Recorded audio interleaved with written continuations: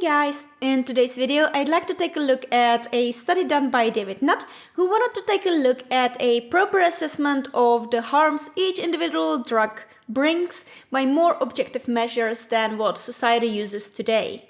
The way we look at drugs and decide which ones are okay and which aren't is not at all evidence-based, and we should probably work on that. Now, this study was done in the UK in 2010 on 20 drugs, and these are drugs that were commonly used at that time in the Western world, so don't expect any special sensational drugs such as crocodile, even though that is definitely a drug you probably shouldn't take, and I might actually make a video about it. So here's a list of the evaluated substances in random order.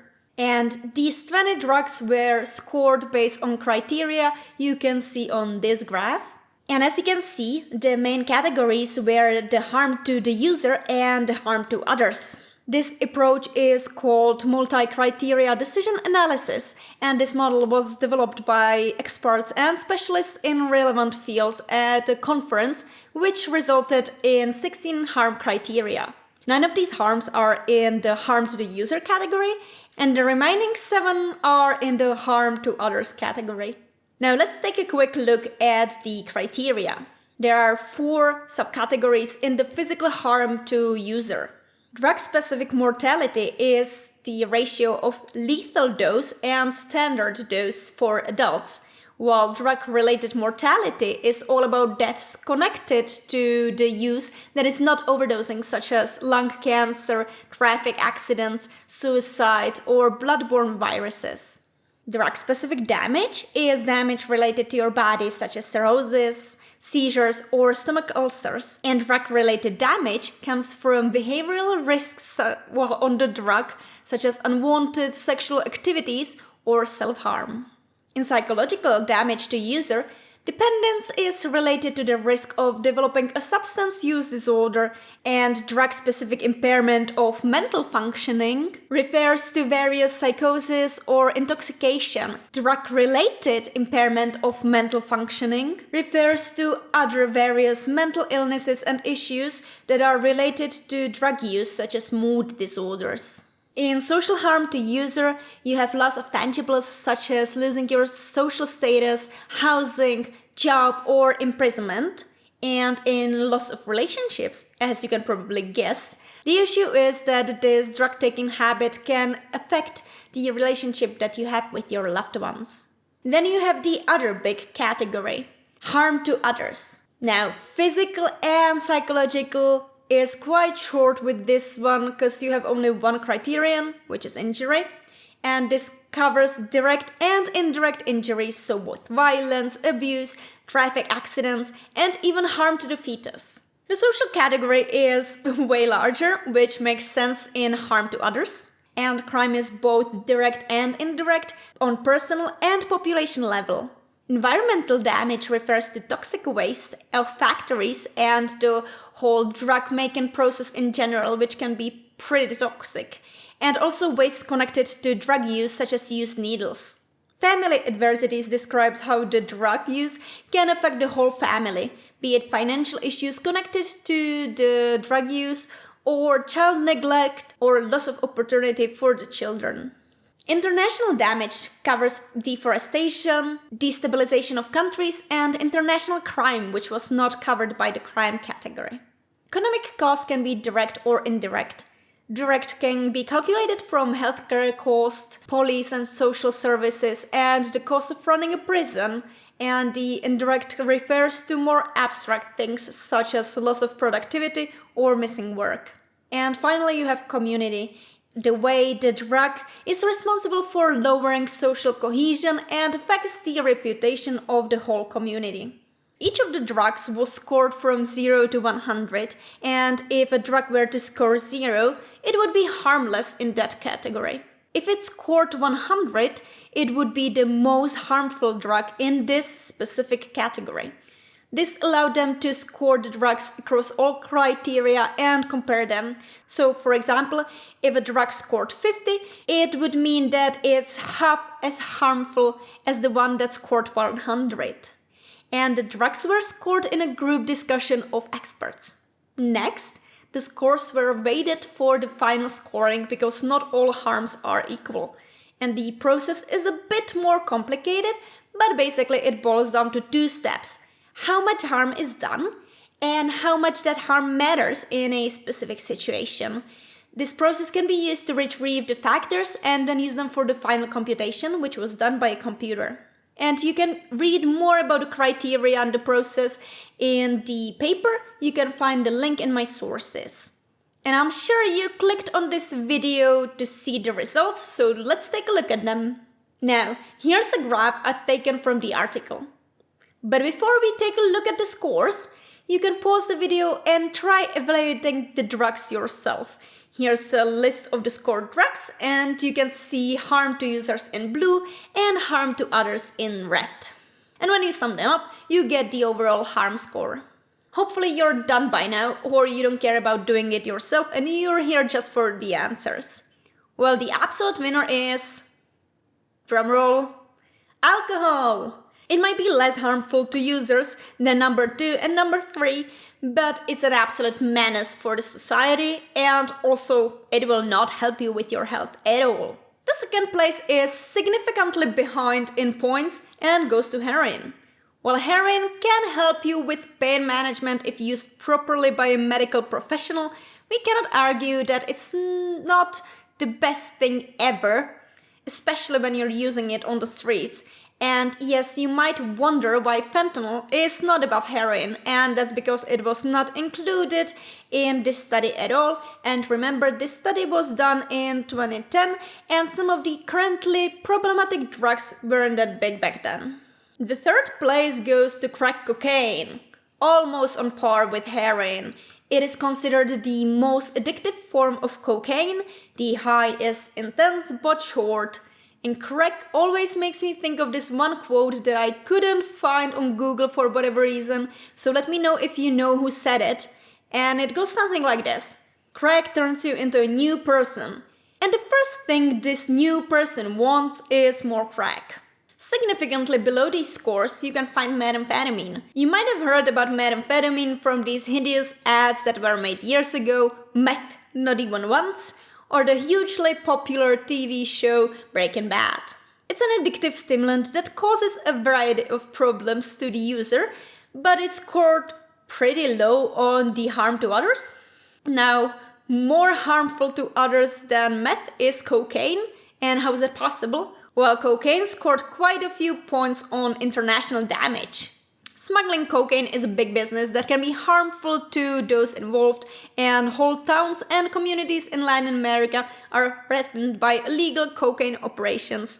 And I actually made a video about why people keep finding drugs in bananas, so you can check it out if you're interested in this topic. Next, we have tobacco. There are 2 main categories that tobacco scored a lot of points in. Economic cost, because it's expensive to treat all the illness connected to smoking, and drug-related mortality, because, smoking kills. And remember that in 2010, smoking was also way more prevalent. Next, amphetamines. Again, if used properly to treat certain conditions such as ADHD, it can be a nice medication with several benefits, but in the study benefits are not considered, and if you're using it just for funsies, then that's probably not recommended, sorry. Just below amphetamine you have cannabis, and I don't think I have to introduce cannabis to anyone watching this video. Then you have GHB, gamma hydroxybutyric acid, a depressant drug that you can use on yourself and on others to knock yourself or someone else out. For example, it used to be quite popular as a date rape drug, and that's not cool, by the way, don't do that. It comes with several side effects that you can probably expect from alcohol, such as nausea, dizziness, drowsiness, agitation, loss of consciousness, and potentially death. Next, benzodiazepines. There's a lot of benzos out there, and they are usually used for anxiety treatment. And this one surprised me because I am personally not a huge fan of benzos and their effects, and I do consider them pretty harmful. especially since the time it takes to get physically dependent is pretty short and the withdrawals can kill you. Plus, it might not be so in other countries, but in the Czech Republic, benzos can be prescribed by literally any doctor, and even though it's supposed to be a short-term solution, people can use them for years without anyone questioning it. The same score as benzos was assigned to ketamine, and ketamine is great if you want to do like a surgery on a horse, but of course people are using it recreationally.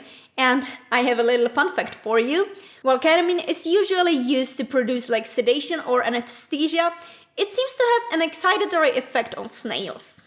A bit less harmful was methadone, and methadone can be used in substitution programs aimed at heroin users. It can help the user with withdrawal symptoms and reduce their cravings, and it can be incredibly helpful when you take it as your doctor prescribed, but as anything, it can be found on the black market, and I found a book that claims that some users actually swallow the methadone in front of the doctor and then vomit it later to sell it.